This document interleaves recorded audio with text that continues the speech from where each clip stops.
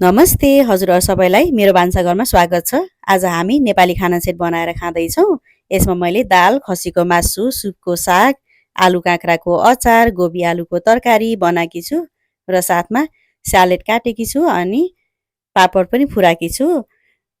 मैले यहाँ पकाउँदै छु, हजुरहरु पनि म सँगसँगै पकाएर साथ दिनु होला है त।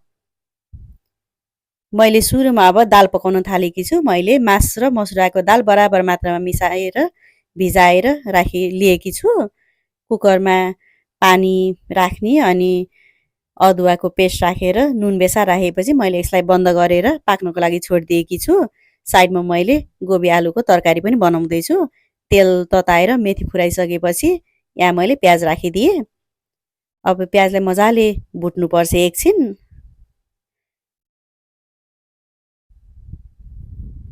थोरै सुकेको खुर्सानी अनि लसुन अदुवाको पेस्ट राखेर एकछिन भुट्छु।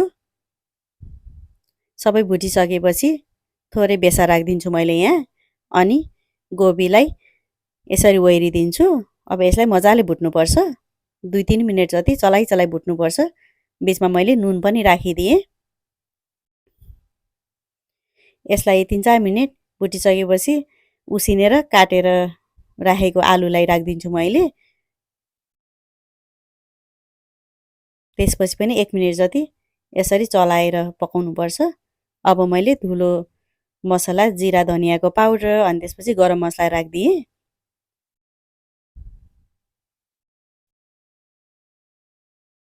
अब पालो टमाटरको। टमाटर राखेर एकछिन चलाइसकेपछि एकछिन छोपेर पकाउनुपर्छ यसलाई। हाम्रो दालले उता 2 सिटी लगाइसकेको छ।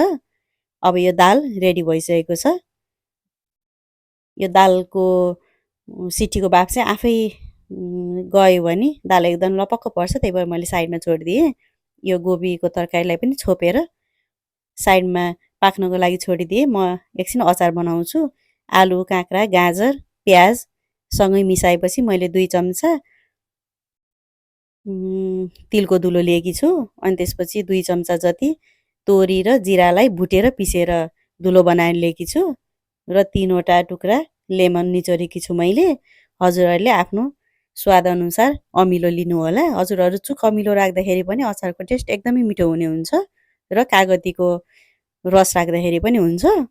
मैले साइडमा तेल तताउन बसालेँ। थोरै नुन पनि राखेँ मैले यता। तेल तातिसकेको छ। तातेको तेलमा मैले मेथी राखेँ। थोरै धनिया राखिसकेपछि मेथी पनि रेडी भयो। अब मैले ग्यास बन्द गरेर सुकेको खुर्सानी राख्छु यो तातो तेलमा र हरियो खुर्सानी राख्छु। सुकेको खुर्सानीले चाहिँ हाम्रो अचारको बास्ना एकदम मिठो बनाउने हुन्छ। थोरै बेसार राखिसकेपछि रेडी भयो। अब मैले अचारको मिक्सरमा राखेर मजाले हातले मोल्छु एकछिन। अचार रेडी भयो। अब तरकारी हेरौँ कस्तो भयो है त। तरकारी पनि लगभग रेडी हुन थालेको छ। एकछिन छोपेपछि फेरि हेर्छौँ एकछिनमा हामी। अब म एउटा प्यानमा तेल तताउन राखिदिन्छु। अब साग बनाउँछु। तेल तातिसकेपछि मेथी र जिराको गेडा राखेर कालो हुने गरेर फुराउने त्यसलाई अनि सुकेको खुर्सानी अनि मसिनो गरी काटेको लसुन फुराइसकेर बेसा राखेपछि मसिनो गरी काटेको आलु राखेर भुट्नुपर्छ एकछिन। थोरै नुन पनि राखिदिने यसमा। त्यसले गर्दाखेरि आलु छिटो पाक्छ। नुन चाहिँ एकदम कम राखेको छु मैले किनकि सागमा कम नुन नै मिठो हुन्छ। मैले मसिनो गरी काटेको सुपको साग राखेकी छु। यसरी चलाउँदै पकाउँदै गर्नुपर्छ यसलाई। यो यतिको नरम भएको छ साग। अब यसलाई एकछिन छोपेर पकाउँ। यसमा पानी हाल्नु पर्दैन, यसको बाफले नै पाक्छ। यता हाम्रो तरकारी पनि लगभग रेडी भइसकेको छ। अब यो तरकारीमा माथिबाट धनिया राखेर चलाइदिएपछि सर्भ गर्नको लागि रेडी भयो।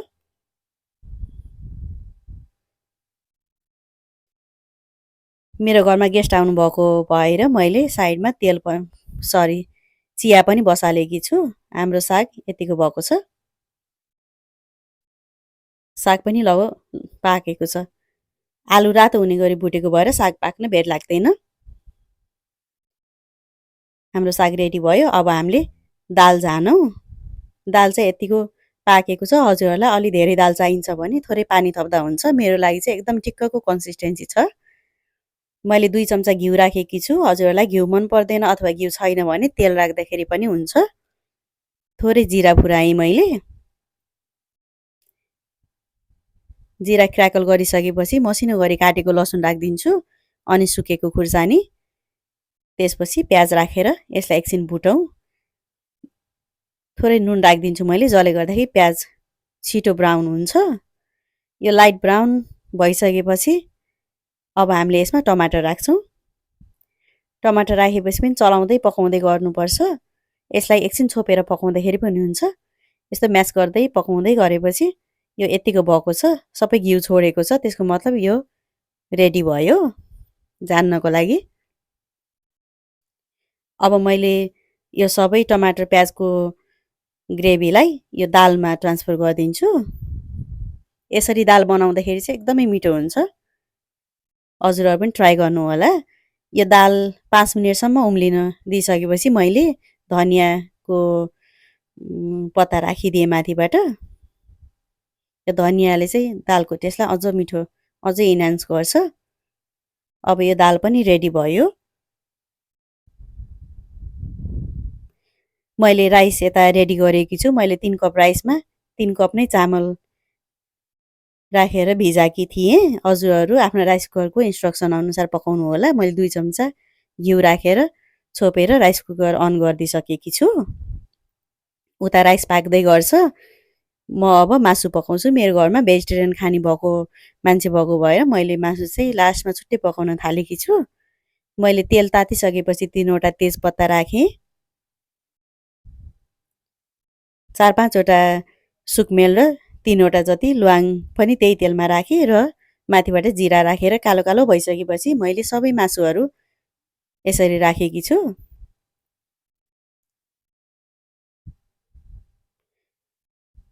स्वाद अनुसारको नुन राख्ने। नुन राख्यो भने चाहिँ मासु मजाले छिटो पाक्ने हुन्छ। अब यसलाई चलाई चलाई पकाउनु पर्छ। अलिअलि कलर चेन्ज हुन थालेको छ मासुको। 10 मिनेट जति छोप्दै चलाउँदै पकाउँदै गरेपछि मासुले तेल छोडेको छ। त्यसको मतलब मासु भुटेको छ। त्यसपछि मैले प्याज राख्छु।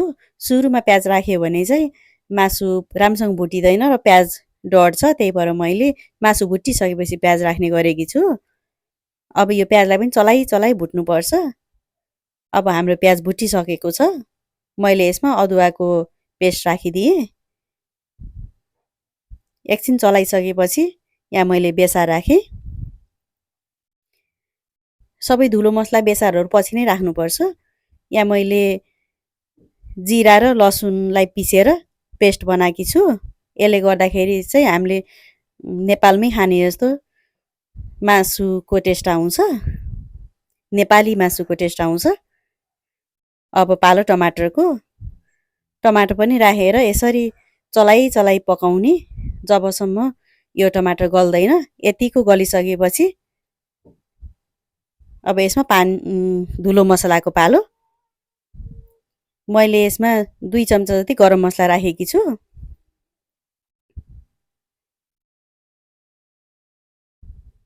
अनि लास्टमा पानी राखिदिने। पानी चाहिँ मासु डुब्ने गरेर राख्नुपर्ने हुन्छ। अब एकछिन लगभग 15 मिनेट जति यसलाई हामीले पकाउन छोडिदिउँ। मासु पाकेर यतिको रेडी भएको छ। हजुरहरूलाई अझै ग्रेभी चाहिन्छ भने थोरै पानी राख्दा पनि हुन्छ। तर मेरो लागि चाहिँ यो एकदम पर्फेक्ट कन्सिस्टेन्सी छ। मासु पाकिसकेको छ। माथिबाट मैले हरियो धनियाँ राखेर चलाएँ। हेर्दै कस्तो खाउँ खाउँ लाग्ने मासु भएको छ। हेर्नुहोस् त। अब हाम्रो सबै खानेकुराहरू पाकिसकेको छ। लास्टमा पापड पुर्याउँछु मैले यसरी पल्टाउँदै पुर्याउँदै गर्ने सबै पापडहरूलाई। हाम्रो आलु काँक्रा गाजरको अचार, गोबी आलुको तरकारी, मसुर र मास मिसाएको दाल, सुपको साग, पापड अनि सालेड रेडी भएको छ। मासु मैले छुट्टै यतातिर राखेकी छु र राइस पनि पाकेर रेडी भएको छ। मैले चाहिँ यसरी सर्भ गरेकी छु। हजुरहरू पनि यसै गरी इन्जोय गर्नु होला है त।